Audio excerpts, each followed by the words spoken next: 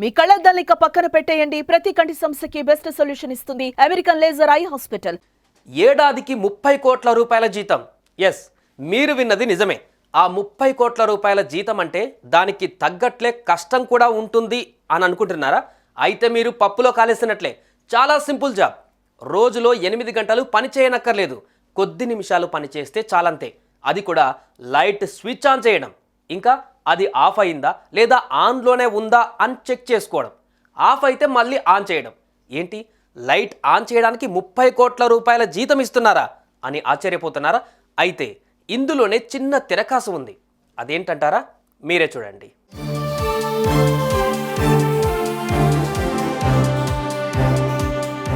ఉద్యోగం చేసి కోటీశ్వరులు అవ్వాలంటే చాలా కష్టంతో కూడుకున్న పని. కోటీశ్వరులు అయ్యేలోపే ఆ కోట్లు ఎంజాయ్ చేసే ఏజ్ కూడా ఉండదు. బిజినెస్ చేస్తే క్లిక్ అయితే తప్ప ఏ ఐడియాలు వేసినా కూడా పనికిరావు. అందుకే ఈ జాబ్ ఆఫర్కు చాలా మంది అట్రాక్ట్ అవుతున్నారు. కానీ జాబ్ డీటెయిల్స్ తెలిసిన తర్వాత ఎస్కేప్ అయిపోతున్నారు. ఇంతకీ ఏంటా జాబ్? కోట్ల రూపాయల జీతం ఉన్నా ఎందుకు ఎవరు కూడా అక్కడ పని చేయడానికి ఒప్పుకోవట్లేదు?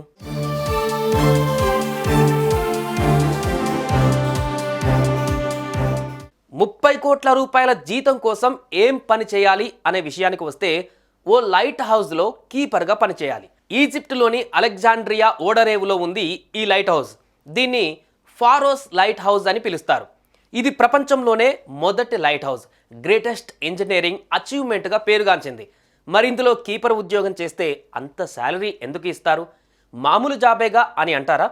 అయితే పూర్తి వివరాల్లోకి వెళ్దాం. ఈ ఉద్యోగం చేసేవారు ఎప్పుడూ ఒంటరిగానే ఉండాలి. అంటే ఆ లైట్ హౌస్లో మీరు తప్ప ఇంకెవరు ఉండరు. తినడం, పడుకోవడం అన్నీ కూడా అందులోనే. నిరంతరం లైట్ వెలుగుతుందా లేదా అని చూసుకోవాలి. ఒకవేళ లైట్ ఆరిపోతే మీ ప్రాణం పోయే అవకాశం కూడా ఉంటుంది.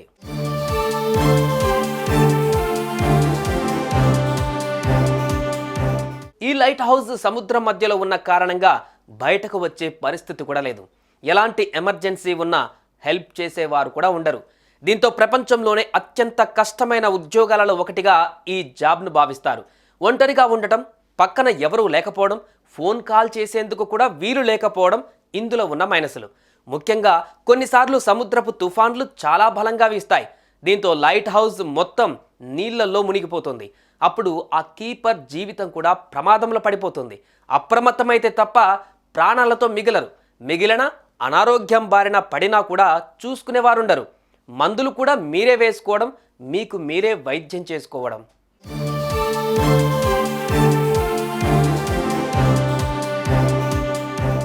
అసలు ఎందుకు ఇంత కష్టమైన జాబ్ ఇంపార్టెంట్?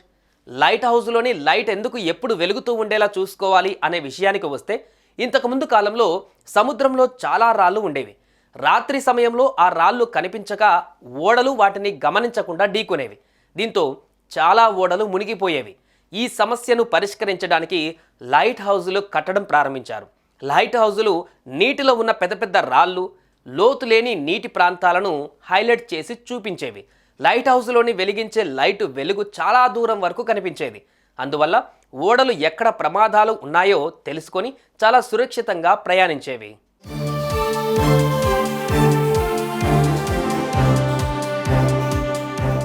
ప్రస్తుతం చాలా అడ్వాన్స్డ్ టెక్నాలజీ వచ్చింది. అయినా సరే లైట్ హౌస్లను అలాగే అందుబాటులో ఉంచారు. GPS సిగ్నల్ లాస్ అయినప్పుడు, లేదంటే బ్యాకప్ నావిగేషన్ సిస్టమ్ లాగా వీటిని ఇప్పటికీ నడిపిస్తున్నారు. మోడ్రన్ నావిగేషన్ సిస్టమ్స్తో పోలిస్తే వీటికి అయ్యే ఖర్చు కూడా తక్కువే. ఫారోస్ లైట్ హౌస్ను నిర్మించడానికి చాలా ఏళ్ల సమయం పట్టింది. దీని నిర్మాణానికి చెక్క, రాళ్ళు, ఇనుము వంటివి వాడారు. లైట్ హౌస్ లోపల పెద్ద మంట వెలిగించేవారు. ఆ మంట వెలుగును లెన్స్ సహాయంతో చాలా దూరం వరకు స్ప్రెడ్ అయ్యేలా చేసేవారు. అప్పుడు సముద్రంలో ఇవి లేకపోతే ఎన్నో ప్రమాదాలు కూడా జరిగేవి.